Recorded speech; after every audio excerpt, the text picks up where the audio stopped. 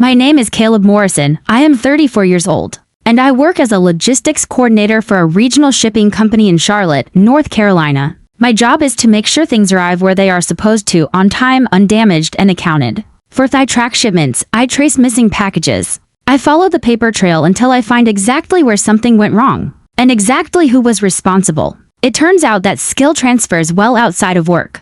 The morning my stepmother handed me a coffee mug and told me I was not welcome at my own father's retirement dinner, I said nothing. I nodded, set the mug down on the counter, and drove home. In complete silence. I did not cry. I did not call anyone. I just sat in my car in the parking lot of my apartment building for about 15 minutes, staring at the steering wheel, and let myself feel the full weight of what had just happened. Not the exclusion itself, though that was bad enough. What I felt was the specific exhaustion of realizing that you have been patient with people who mistook your patience for permission. My father married Linda when I was 19. My biological mother had passed away 3 years earlier, and my father spent those 3 years quiet and withdrawn in a way that made the whole house feel like a held breath. When he met Linda, he exhaled. I understood that. I even wanted it for him. Linda came with 2 children from her first marriage, a son named Trevor who was 22 and a daughter named Kylie who was 17. My father became their bonus parent enthusiastically, the way people do when they are trying to prove something to themselves.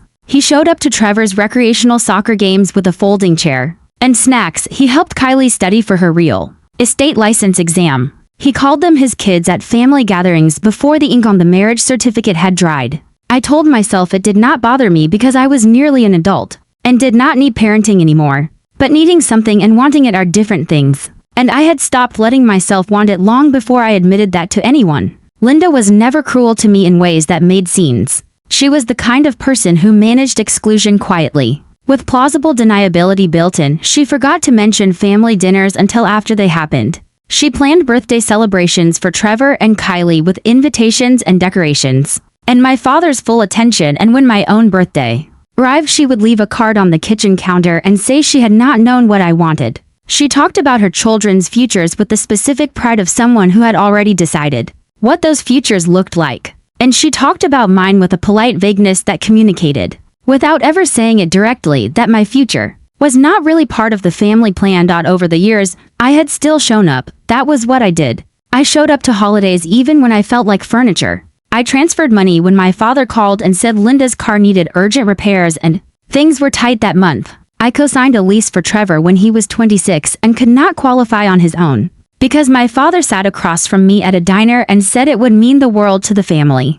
I paid for Kylie's professional photography course as a birthday gift 1 year because Linda mentioned she was passionate about it, and I wanted, stupidly and persistently, to be the kind of stepbrother who showed up. I kept records of none of this at the time because I was not keeping score. I was just being generous, or I thought I was. What I was actually doing was buying a seat at a table that had already decided where I sat. The retirement dinner was my father's idea. He was leaving a company he had worked at for 26 years. And Linda organized the celebration, a private room at a restaurant downtown, 30 guests, a slideshow of career highlights, a catered dinner, and a custom cake. I found out about it the way I found out about most family events, not through a direct invitation, but through Trevor mentioning it casually during a phone call about something else. I had assumed my invitation was coming separately. It did not come at all. When I drove to my father's house to ask about it directly, Linda met me at the door. She had the composed expression she always wore when she had already decided how a conversation would go. She said the dinner was intended to be intimate. She said the guest list had been difficult to manage. She said my father's colleagues and close friends had taken up the space, and she was sure I understood.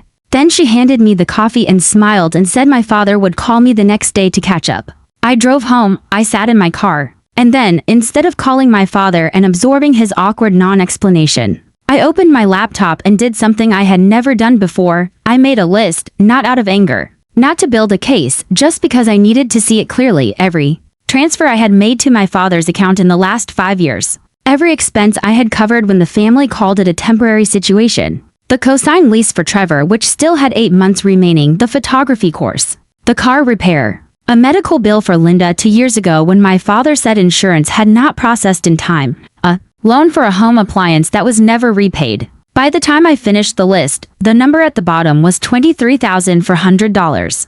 I stared at it for a long time, not because I had expected repayment on all of it, Some of it I had genuinely given freely, but seeing it as a single number laid out in dates and amounts changed the shape of what I had been calling generosity. Generosity is a choice you make. What I had been doing was responding to pressure dressed up in the language of family. There is a difference, and that night I finally let myself see it. I went to the retirement dinner anyway, not because I had been invited, because my father was the one retiring and I had decided that his choices and Linda's choices were separate things, and I was not going to let her management of the guest list determine whether I acknowledged 26 years of my father's working life. I arrived at the restaurant, found the private room, and walked in during the cocktail hour before dinner was served. The look on Linda's face when she saw me was the clearest thing she had ever communicated to me. Without words. My father crossed the room immediately. His expression was complicated.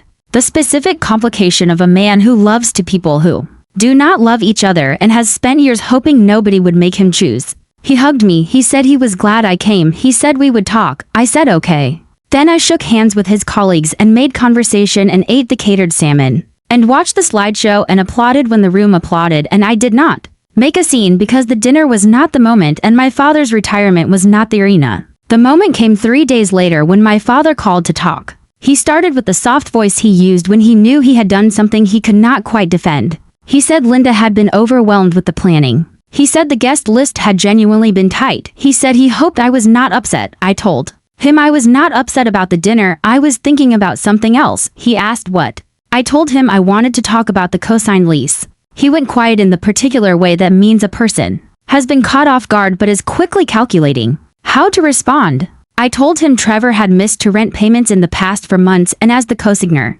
those delinquencies were appearing on my credit report. My father said he had not known about the missed payments. I told him I believed him, and I also told him that not knowing did not change what was happening to my credit score. He said Trevor was going through a difficult period. I told him Trevor had been going through a difficult period for approximately 6 of the 8 years I had known him, and that I had co-signed the lease as a what-I'm favor, not as a commitment to absorb the consequences of his financial habits indefinitely. My father said he would talk to Trevor. I told him I had already contacted the property management company and given them formal notice that I would be petitioning to remove myself as co-signer at the next lease renewal opportunity, which was in 8 months. My father's voice changed. He said that could affect Trevor's housing situation. I said I understood that. And I also said that Trevor's housing situation had been affecting my financial record for 2 years without anyone calling to let me know. He did not have an answer for that. I had not planned to bring up the rest of it during that call, but he asked, in the careful tone of someone trying to understand where the conversation was going, whether this was about the dinner, and I realized it was the right moment to be clear. I told him it was not about the dinner. I told him I had been going through my records and had put together a picture of what the last 5 years looked like financially between me and this family. He said he was not sure what I meant. I told him I would send him a document and I asked him to read it before we spoke again. I spent 2 evenings putting it together. Not a dramatic letter, not an accusation, a simple, dated, itemized record, every transfer, every expense, every favor. I included a note at the end that said I was not asking for repayment of everything and I was not threatening anything. I was simply establishing clarity about what had happened so that going forward, we could have an honest relationship instead of one built on a version of generosity that only moved in one direction. I sent it to my father's email on a Wednesday morning and told him I was available to talk whenever he was ready. Linda called before my father did. I had expected that. She was calm in a way that telegraphed fury underneath. The way a closed door sounds different when someone is pressing against it from the other side. She said my document was manipulative. She said I had been keeping records on my own family like a landlord building a case against tenants. I told her the comparison was interesting given that I had literally co-signed a lease for one of those tenants. She did not appreciate that. She said I had always made it difficult to include me because I held onto things. I asked her to point me to a single family event in the last 3 years to which I had been proactively invited. Before finding out about it secondhand, the line was quiet for a moment. Then she said I was trying to make her look like a bad person. I told her I was trying to make the situation look like what it was. She said the retirement dinner had been expensive and the budget was limited. I told her I understood that. And I also pointed out that the photography course I had paid for Kylie 2 years ago had cost more than a dinner plate at a catered restaurant. Another silence. She said that was different. I said I was genuinely curious how. She said I needed to speak with my father and ended the call.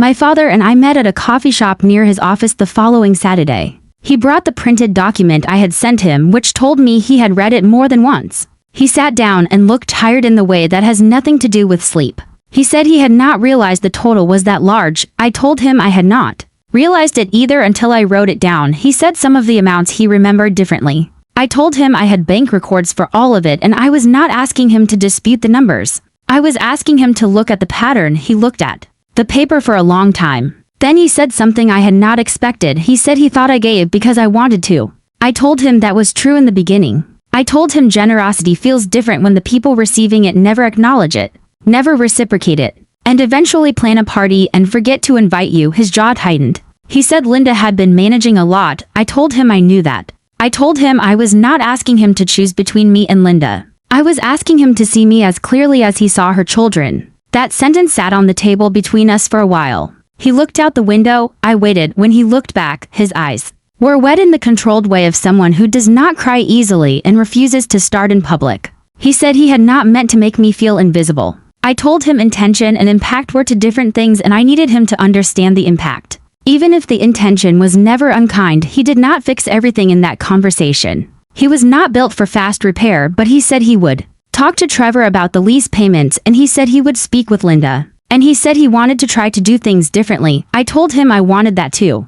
I told him I was not walking away from him. I was adjusting the terms under which I stayed close.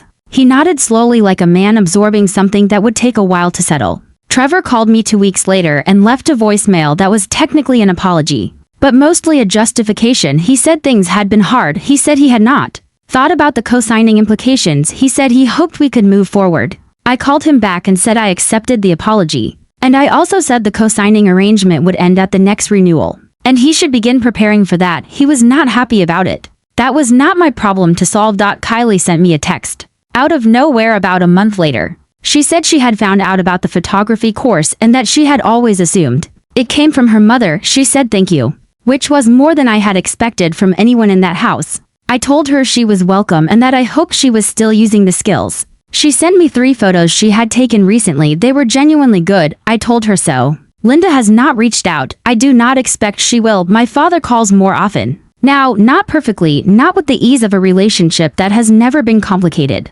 but more often. He remembered my birthday this year without being prompted, which sounds like a small thing and is not. He asked about my work. He asked if I was seeing anyone. He asked questions that required him to know something about my actual life, and I answered them, and it felt, carefully and cautiously, like the beginning of something honest. I removed myself from the co-signed lease at renewal. Trevor found a roommate and qualified on his own. I considered that a reasonable outcome for everyone. I closed the shared payment channel my father had access to and set up a separate account for any future family gifts, with a self-imposed annual limit that I decided in advance rather than in response to pressure. That limit has made it easier to give without resentment, which turns out to be the only kind of giving that does not eventually cost you something you did not agree to spend. I did not go to Italy. I did not have an Italy in my story. What I had was a retirement dinner I was not invited to and a list of numbers that finally told me the truth I had been too generous to see. Sometimes the thing that changes your life is not a dramatic confrontation, or a locked door or a bank alert in the middle of the night. Sometimes it is a quiet Wednesday evening, a laptop screen, and a total at the bottom of a page that finally makes you ask whether the people calling you family have ever treated you like one. I already knew the answer, I just needed the number to confirm it.